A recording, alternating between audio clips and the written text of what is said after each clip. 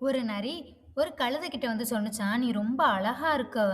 உன்னுடைய தைரியத்தையும், உன்னுடைய உடல் அழகையும் பார்த்து, இந்த காட்டுக்கே சிங்கராஜா உனக்கு அந்த ராஜ பதவிய உனக்கு தரேன்னு சொல்றாரு. நீ போய் ராஜாவ போய் பாருன்னு" சொன்னோன, அந்த கழுதையும் அங்கருந்து வந்து, "ராஜா" அப்படின்னு சொன்னுச்சாம். கோவத்துல அந்த ராஜா என்ன செஞ்சார், அதோடைய காத கடிச்சு துப்பிட்டார்.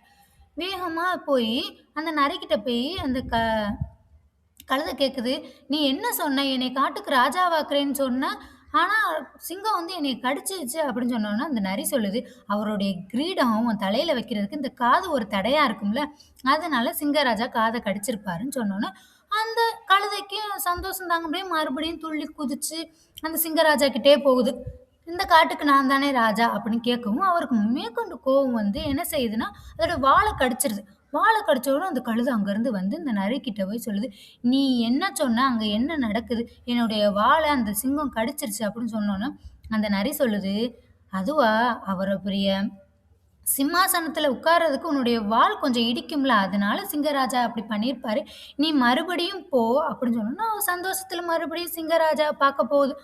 போனா கோவத்துல என்ன செஞ்சு சிங்கராஜா அத அடிச்சு துன்புறுத்தி கொன்றுது.